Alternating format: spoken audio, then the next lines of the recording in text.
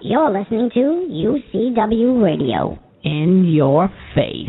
What we got here is a failure to communicate. Oh, have I got your attention now? For lack of a better word, it's good. You know what I mean? Money to be made in a place like this. Money never sleeps, pal. You're crazy. You know what it takes to sell real estate? It takes brass. I'm falling, and I can't get up. All right, welcome to Money Never Sleeps, the show where we talk about anything and everything that impacts the flow of money from around the country to around the corner, and around the world for that matter. It's been a crazy time that we're in. Yesterday, something unprecedented happened. Oil futures plummeted. I mean, into negative territory, negative 20, 30 dollars a barrel for the May contracts. It's very interesting because I haven't seen anything like that. It's no one's ever seen anything like that. It was a historic moment. And then the June contracts are now, coming in a little bit too. What that's showing is that, which is amazing to me, is just showing that there are no buyers, for, the physical oil, and I don't know how possible that is, so I think that, with everything that's happening right now, with the quarantine in effect, and everyone really staying tight to their communities, to their homes, not going anywhere, not traveling, gas prices are not coming down as rapidly. These are just the contracts that are dropping like that, but it makes you think. It makes you think about a lot of things and how the world is changing, and at the end of the day, we're in a different world. Everything has changed. So where things are going to go from here, we'll see. I think that it's going to be something different. Right now in this world, something that is happening now that you haven't seen in quite a long time. Okay, you have people shopping. They're greeting, in a positive manner. They're greeting the cashier, the one that's bagging your bags. They're being very kind to all the warriors that are out there on the front line, the doctors, the nurses, other healthcare workers, first responders, even the ones that are, that are cleaning up all this stuff, it's just the level of appreciation that I see coming from people, which is good. You see a lot of families kind of getting together, parents spending time with their kids, walking their dogs, bike riding, exercising, getting physical, things of that nature. It's just an interesting situation that's happening that, again, things have changed. So I think that it would be interesting to see if things remain somewhat in that fashion. Not so much the quarantine, but as far as the appreciation for other people, right? And going back to the oil markets, we'll see what happens. I think it'll rebound. I don't think it's going to stay down here, but I think that people beginning to realize that the way the world was is not that way any longer. And businesses are beginning to realize that, hey, I don't need to have, 5,000, 10,000 people in a building. They can be spread out. It'll reduce my costs, because for business, you reduce your overhead as far as office space goes. It helps increase your margins. You keep more people employed, and you have employees that have a better quality of life. Of course, some people work better when they're in front of people, so you need people that are proactive. If they're reactive, then you may need to have them in an office environment. But again, it's just a transitional period for businesses big and small. And right now, you have some states that are looking to open up their cities. They're, in Jacksonville, Florida, they're looking to open up beaches, or they already opened up beaches. Don't think that's too smart this soon. You should have a comprehensive plan and reopening. You have cities that are looking to, they have a whole plan of action to start mapping out opening up, starting out with gyms, hair salons, recreational centers. And they're looking to do this as early as this Friday.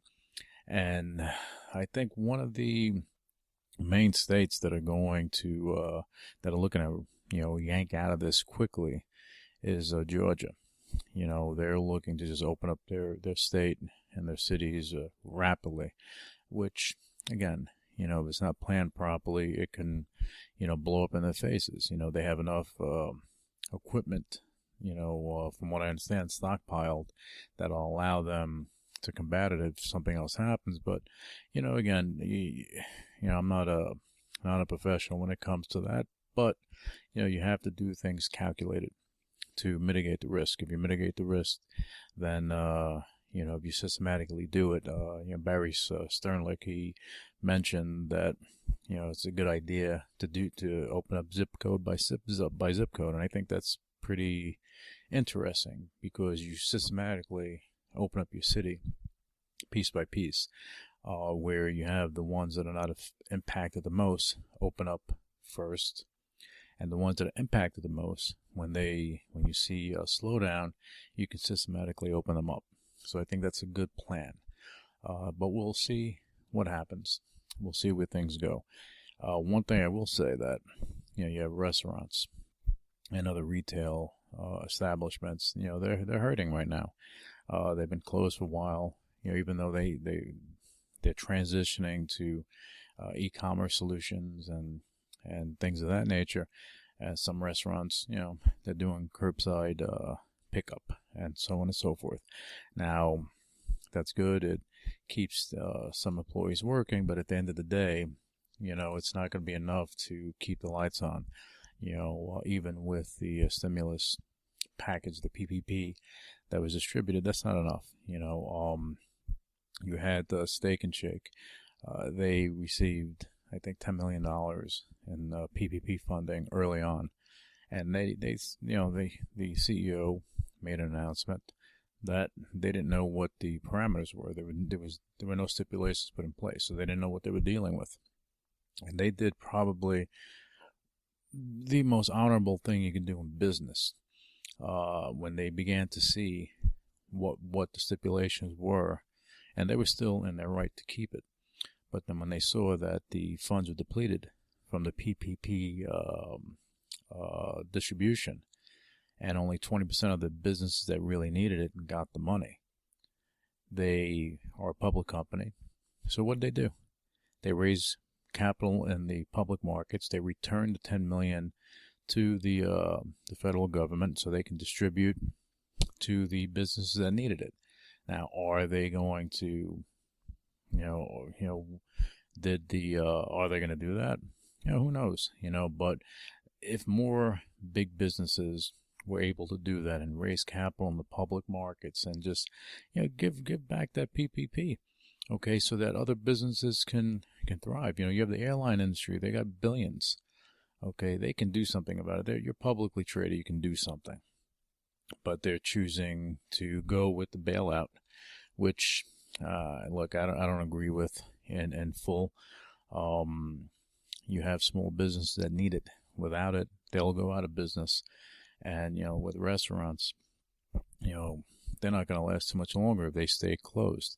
Retail, even big retail, they're hurting. And as I said, and if they stay closed, some of these businesses, if they don't get up and running soon enough, they're not going to be able, a lot of them won't be able to open up ever again. And that's going to be impactful to communities. That's going to be impactful to the industry. I mean, basically when you, and let me just put it in this light. If you have restaurants, retail, they're impacting tens of thousands, if not hundreds of thousands of people. Now, you take an individual, and that individual may have a family.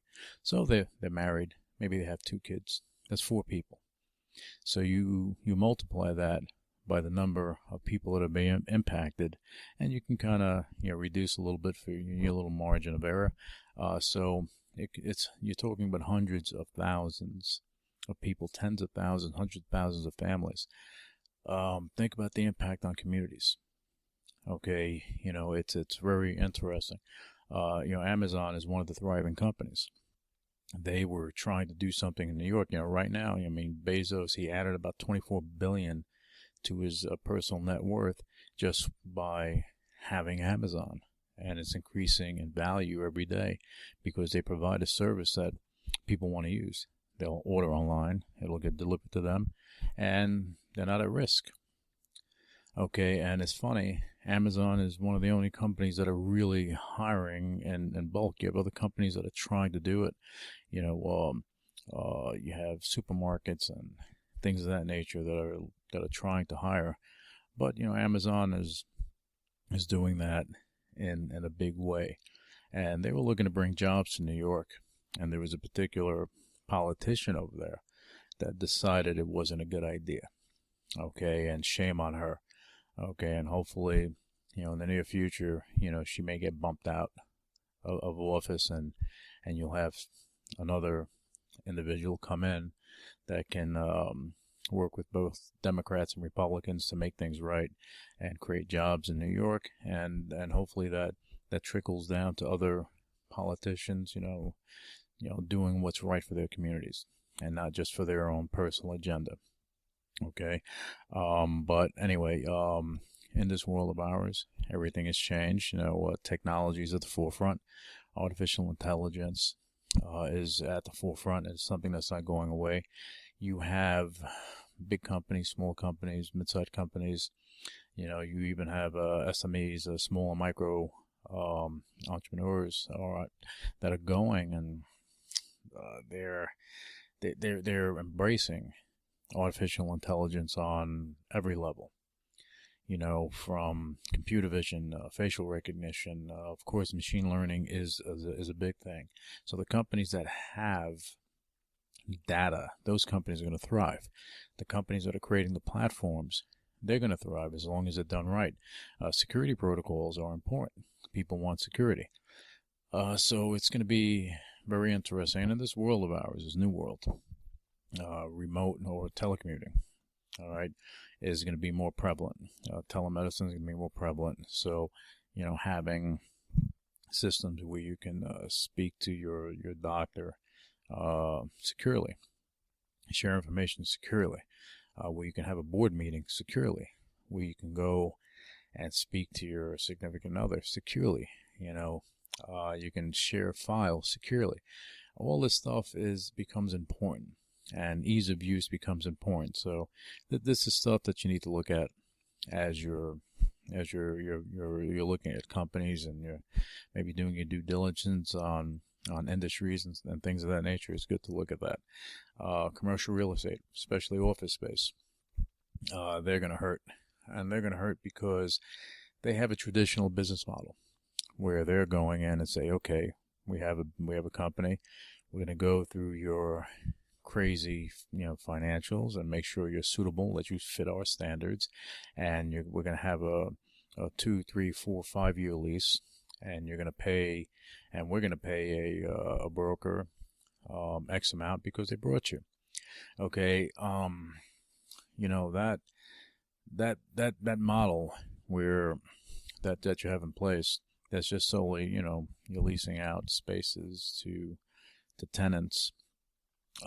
It's going to change. The old way of doing things is not going to work in this new world. You got to change. You have to adjust. And these are things that are going to become more, more prominent. Okay, and it's going to bring more value as you change. And there are things that are happening now that are going to be very interesting. So you have to look out for those changes. The one thing when you bring value to a tenant, it's going to increase tenant retention. Okay, and if you embrace telecommuting, that's going to increase tenant retention, believe it or not. So it's just doing things for the new world, not for what was happening, 4 weeks ago, 6 weeks ago, 8 weeks ago. You got to change, you got to pivot quickly. Being nimble is important. And if you're nimble, you can move, you can, juke to the left, to the right, and you can move forward. And that's what's happening now. So I just hope that, again, that the small businesses, they get their help that they need so they can keep people employed. A lot of people, they make mention of, stay home, quarantine yourself, protect everyone. Yeah, I get it. But you have some businesses, some industries, you cannot work from home. If you work on a manufacturing line, you cannot work from home. What are you going to do? Okay, that means you don't work, you don't get paid. You don't get paid, you're going to go hungry. Okay, and the government can only help so much. Sending $1,200 a person is, let's say in New York City, that's not even your rent. So how do you go through it? It's a challenge. So they need to start opening up cities, but doing it the right way. Zip code by zip code sounds like a great plan. Okay, so in any event, that's it for this episode of Money Never Sleeps, and I'll be back with you next time. Just as I said, with the oil plummeting, I don't think it's going to be a permanent thing, but I don't think it's going to skyrocket to $100 either. I think that it's going to settle and have some sort of balance once the craziness goes over. Because, what's happening now, too, in closing of the show, that you have these contracts that are issued. Someone's going to have to be put the oil at some point. That's why people were running for the gates, because no one wants to, be home and and wherever they live, and then all of a sudden they're put this oil where they're going to put it. Storage facilities are at full capacity. The pipelines are full. Where are you going to put it? On tankers, on ships? It's going to cost these, whoever's going to get put the oil is going to cost them, I don't know, $150,000 a day, a week, whatever it's going to be. It's not going to be cheap.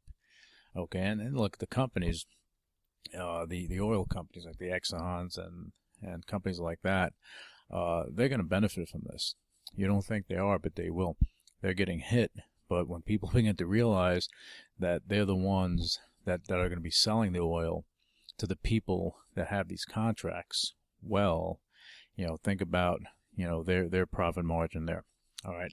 Anyway, on that note, you guys have a great trading day, and I'll be back with you next time on Money Never Sleeps. Initiating shutdown sequence. You're listening to UCW Radio in your face. What is your major malfunction? So let it be written. So let it be done. Ladies and gentlemen, my mother thanks you, my father thanks you, my sister thanks you, and I thank you. All opinions expressed by Louis Velazquez on the Money Never Sleeps radio show and its website are solely his opinions and do not reflect the opinions of the UCW radio show or their parent company or affiliates, and may have been previously disseminated by him on television, radio, internet, or another medium. You should not treat any opinion expressed by him as a specific inducement to make a particular investment or follow a particular strategy, but only as an expression of his opinion. His opinions are based upon information he considers to be reliable, but neither the UCW radio show nor its affiliates, parent companies, and or subsidiaries warrant its completeness or accuracy, and it should not be relied upon as such. The UCW radio show, Louis Velazquez, its affiliates, parent companies, and or subsidiaries are not under any obligation to update or correct any information provided on the radio show or on the website. His statements and opinions are subject to change without notice. No part of his compensation from the UCW radio show is related to the specific opinions he expresses. Please read the full disclaimer on MoneyNeverSleepsRadio.com.